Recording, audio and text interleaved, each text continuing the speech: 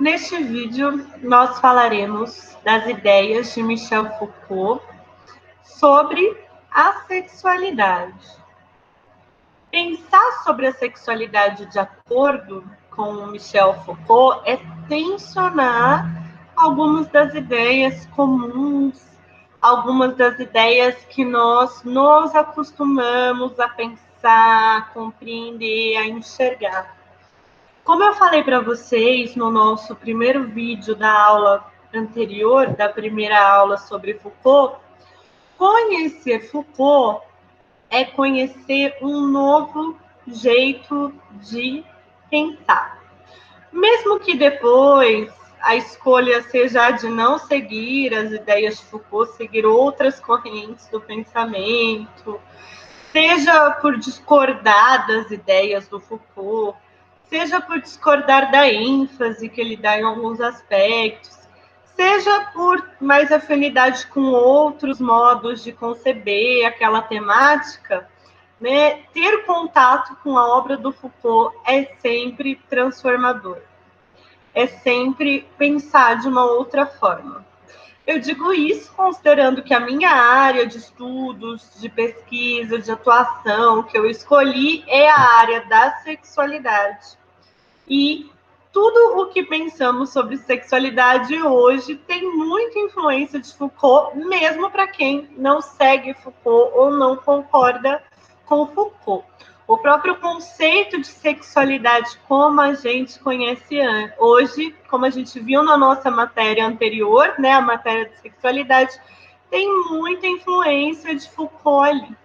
Então, vamos lá, ver um pouquinho sobre quais são as ideias de Foucault sobre a sexualidade. Este livro aqui, que é o História da Sexualidade, né, que são publicados alguns volumes.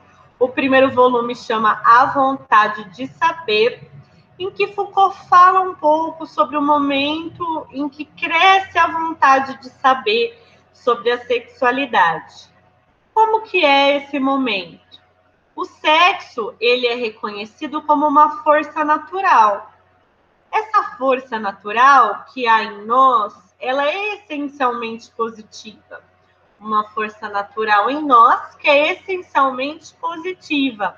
Mas, infelizmente, essa força natural essencialmente positiva é reprimida pela cultura. Então, a história da sexualidade seria perceber como foi que a cultura reprimiu uma força que é essencialmente positiva, uma força que é natural. Que caminhos nós temos para buscar a liberação? Né? Diante dessa repressão, precisamos buscar a liberação. Pode ser politicamente, buscando a revolução, atrás dos direitos políticos, da contestação política dessa repressão. Pode ser pela ciência, porque a ciência, com mais conhecimento científico sobre a sexualidade, mais conhecimento científico sobre os corpos que nos levam a revelar essa verdade da sexualidade, de que a sexualidade, na verdade, o sexo, na verdade, é uma força natural, o sexo, na verdade, é uma força positiva. Esse conhecimento científico vai ampliando a consciência e isso também muda a repressão. Então, o nosso potencial intrínseco ao prazer que nós temos nos nossos corpos, ele pode ser realizado, ele precisa ser realizado de uma forma espontânea. Então, a história da sexualidade é como que uma força que é natural, positiva, que vem da nossa essência, nosso potencial para o prazer, algo que é espontâneo em nós, vem a cultura e reprime. Né? Conhecer o caminho dessa repressão de algo que, na verdade, vem da nossa essência, algo que é da nossa natureza. Foucault reúne, então, essas ideias, né, sobre a verdade da sexualidade e questiona. Foucault vai colocar uma interrogação na frente de cada uma dessas frases. Foucault falará assim: será? Será que o sexo é uma força natural? Será? Será que o sexo é essencialmente positivo?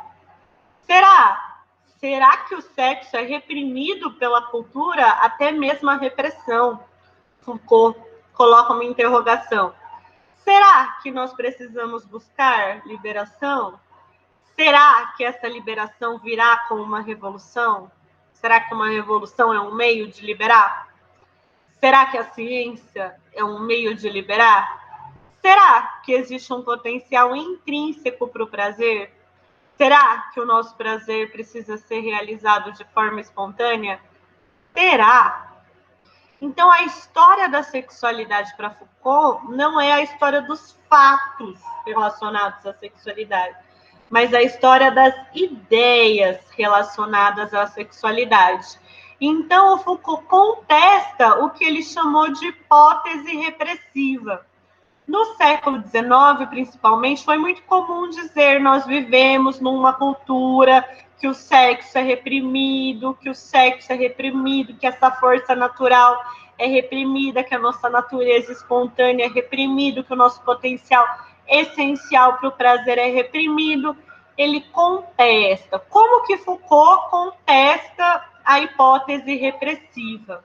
Primeiro, colocando assim: a sexualidade não é uma característica, um fato natural da vida humana. A sexualidade é uma categoria construída. E falar de sexualidade é falar de fatores históricos, sociais e culturais. Dizer que a sexualidade é natural, dizer que a verdade da sexualidade está na natureza, é não considerar todos os fatores históricos, culturais e sociais em como nós compreendemos e experienciamos a sexualidade. Então, esse é o primeiro ponto da contestação da hipótese repressiva. Não estamos falando de uma força natural. Nós estamos falando de uma expressão da cultura.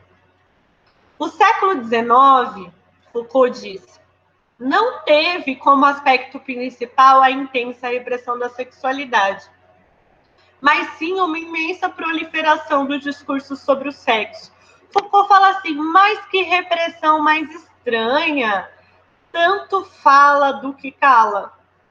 A gente está sempre falando que a gente não fala do sexo. A gente está sempre falando que o sexo é silenciado. A gente está sempre falando que o sexo é um assunto mantido em tabu. Como que algo silenciado, que não é falado, que é um tabu, é tão falado? E tem tantos livros, tantas pessoas estudando, cientistas classificando, sexólogos descrevendo. Como que existe uma repressão se existe tanta gente falando que o sexo é uma característica fundamental em nós? Então, o Foucault ele vai falar, esse movimento de falar do sexo, não é tirar o sexo de um silêncio e revelar, mostrar qual é a verdade do sexo, mostrar o quanto o sexo verdadeiro é assim. Mas, a partir do momento em que eu produzo. Os discursos sobre sexualidade são também uma forma de poder. Eles não descrevem algo que antes estava ali e nós não conhecíamos por causa da repressão. Eles produzem algo. O terceiro ponto, então, da hipótese repressiva, quando Foucault contesta, é: a repressão da sexualidade não se dá apenas por silenciamentos, proibições e interdições, né, por essa fase proibitiva do poder, mas sim pelo modo como, colocado em discurso, o sexo passa a ser controlado, administrado e normatizado. O século XIX foi um século de construção de muitos discursos, saberes sobre a sexualidade, sobre o que a sexualidade é, o que a sexualidade não é, o que é normal na sexualidade, o que é desviante, o que é saudável na sexualidade, o que é anormal. E pensando naquela ideia que nós vimos na aula passada, de que o poder produz, Foucault traz esses conhecimentos, esses discursos que trazem saberes sobre o sexo, eles não estão simplesmente descrevendo o sexo. Não é um movimento descritivo, explicativo, mas eles estão produzindo. Existe uma forma de poder aí. Quando você classifica um comportamento sexual em normal e classifica o comportamento sexual em anormal, não é uma descrição, é um exercício de poder. Quando você diz, essa forma de desejar sexualmente é saudável, essa forma de desejar sexualmente é desviante, isso não é descrever, é produzir, é uma forma produtiva de poder. Esse trecho aqui é um trecho do próprio Foucault, no volume 1, que chama A Vontade de Saber, e ele diz assim: dentre os seus emblemas, nossa sociedade carrega o do sexo que fala, do sexo que pode ser surpreendido e interrogado, e que, contraído e volúvel ao mesmo tempo, responde ininterruptamente. Presa de uma imensa curiosidade pelo sexo, obstinados em questioná-lo, insaciáveis a ouvi-lo e ouvir falar nele, pronto a inventar todos os anéis mágicos que possam forçar sua descrição. No século XIX, na nossa sociedade, desde o século XIX, o sexo fala e fala e fala e fala. O sexo colocado em discurso, transformado em saber, é também uma forma de poder. Como nós vimos no vídeo anterior, de biopoder. Poder sobre os corpos individuais, poder sobre os corpos das populações. Esse trechinho também de Foucault, quando ele comenta sobre essa contestação da hipótese repressiva, ele diz assim: trata-se de interrogar o caso de uma sociedade que, desde mais de um século, fustiga de maneira barulhenta a sua hipocrisia, fala com prolixidade de seu próprio silêncio, anima-se em detalhar aquilo que ela não diz. A gente fica dizendo daquilo que a gente não diz. Denuncia os poderes que exerce e promete liberar-se de leis que a fazem funcionar. Então, Foucault está aí colocando em xeque, colocando em questão, problematizando o que fomos levados a acreditar sobre sexualidade.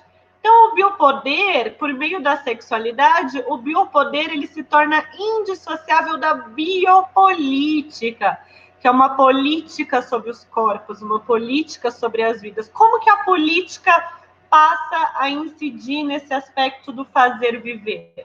Nas análises de taxas de natalidade, no controle da idade do casamento, quando os nascimentos são divididos em legítimos e ilegítimos, quando a precocidade e a frequência das relações sexuais passa a ser tema de pesquisas e de preocupações políticas, as práticas contraceptivas. Então, falar do poder sobre os corpos é como essa questão individual dos corpos se torna tema de política. Falando da história da sexualidade, então, dessa sociedade que tanto fala do que cala, a gente percebe as relações entre poder e saber. Quando um saber sobre algo é construído, não se trata apenas de descrever algo, de revelar uma verdade que estava ali escondida. Mas no momento em que um saber é construído, um poder passa a ser exercido, um poder que produz. No caso, um poder que produz a sexualidade. Os discursos sobre a sexualidade produzem um poder que produz o que a gente passa a pensar e a viver como sexualidade.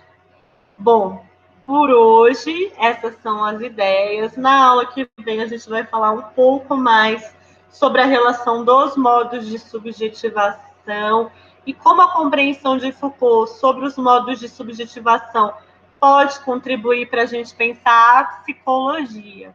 Para isso, nós vamos falar de 2 livros, que é o História da Loucura e também o livro de Foucault sobre doença mental e psicologia, ok? Retomando, né, para a gente finalizar, o poder para Foucault não é a noção tradicional, né, de que o de cima sobe e o de baixo desce. Não é uma ideia de dominação e subordinação, mas que o poder atua em rede. Ele é exercido a partir de múltiplos pontos que também produzem resistências. E essa questão que vem nos acompanhando, né, como que o poder consegue chegar às mais tênues e individuais das condutas. Nesse último vídeo nós vimos como o poder chega às mais tênues e individuais das condutas sexuais. Na sexualidade também há poder. O biopoder, então, ele se exerce sobre a vida, ele busca administrar e aumentar as forças da vida, e a vida é tratada como um campo de valor e utilidade, tanto a vida do corpo individual, quanto a vida do corpo das populações. Então, considerando, gente, esse conceito de poder e esse conceito de biopoder, o exercício de hoje é vocês escolherem uma notícia atual, de algo que está acontecendo agora, que para você exemplifique a noção de poder e de biopoder, segundo Michel Foucault. Você vai comentar como foi escolher essa notícia e quais foram as motivações da sua escolha, ok? Busquem uma notícia em que para vocês esses conceitos de poder e biopoder possam ajudar a compreender, eles possam ser ilustrados no que está sendo retratado nessa notícia, e me contem como foi esse processo da escolha. E falaremos mais sobre nossas aulas de poder em Foucault, a aula passada e a de hoje, no Meet, hoje às 9 horas. Combinado?